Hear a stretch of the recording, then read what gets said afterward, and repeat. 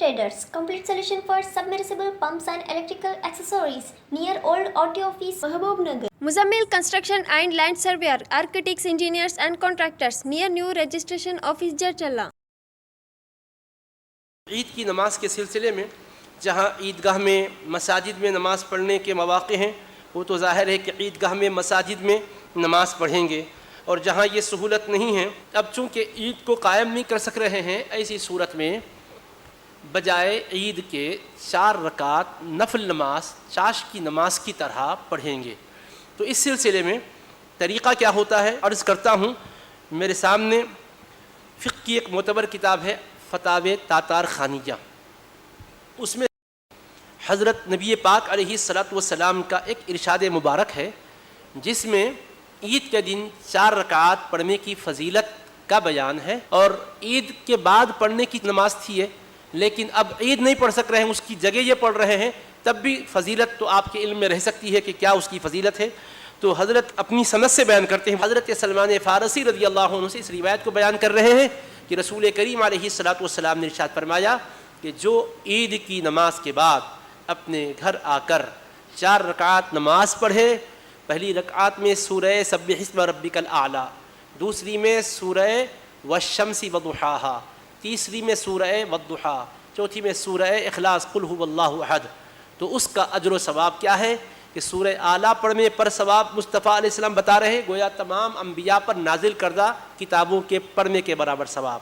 اور دوسری رکعت میں والشمس وضحاہا پڑھنے پر ثواب بتلا رہے ہیں، جس حصے پر سورج طلوع ہو کر غروب ہوتا ہے وہ سارے کے سارے حصے زمین کے برابر ثواب اس کو عطا ہوگا،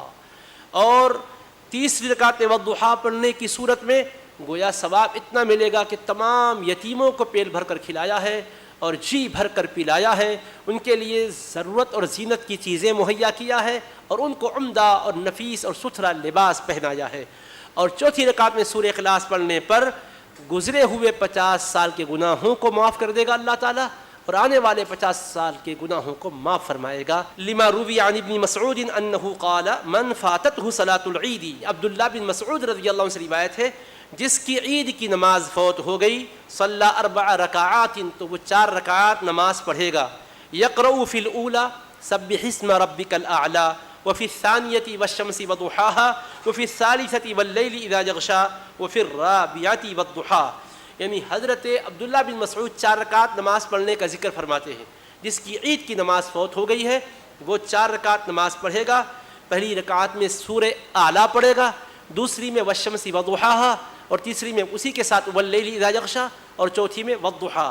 تو یہ بھی ایک بات میں نے آپ کی خدمت پہ رکھ دی۔ اب عید کی نماز کے سلسلے میں جو حضرات عید کی نماز قائم کر سک رہے ہیں وہ شرائط کے ساتھ عید کی نماز قائم کریں گے، اور جو نہیں کر سک رہے ہیں، عید جن کی فوت ہو رہی ہے یا عید کو ادا کرنے کے لیے جا نہیں سک رہے ہیں، تو ان کے لیے بتایا اس کے بجائے 4 رکعت نماز پڑھیں، پہلی رکعت میں سورہ سبح اسم ربک الاعلی یاد ہو تو پڑھیں، دوسری میں والشمس وضحاہا، تیسری میں واللیل اذا یغشی، چوتھی میں والضحی واللیل اذا سجی،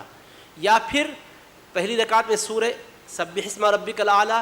دوسرے میں والشمس وضحاہا، تیسری میں والضحی، چوتھے میں قل ھو اللہ احد۔ شتابدی ٹاؤن شپ کی ایک اور نئی پیشکش، silver spring grand luxury gated community کے شمپیٹ، ڈی ٹی سی پی اپروو لے آؤٹ کے ساتھ 500 فٹ ریجنل رنگ روڈ سے لگا ہوا ماشاءاللہ فارماسٹی کے قریب، تمام ڈیولپمنٹس کے ساتھ صرف 3700 میں 1 گز، 147 گز کے پلاٹس بھی دستیاب ہیں۔ سلور سپرنگ گرینڈ ٹاؤن شپ ملٹی نیشنل کمپنیز اور انٹرنیشنل ایئرپورٹ کے قریب۔ سلور سپرنگ گرینڈ ٹاؤن شپ میں آپ کا یہ چھوٹا سا انویسٹمنٹ آپ کا اور آپ کے بچوں کا مستقبل بدل سکتا ہے۔ آج ہی تشریف لائیے اور سلور سپرنگ گرینڈ پروجیکٹ سے فائدہ اٹھائیے۔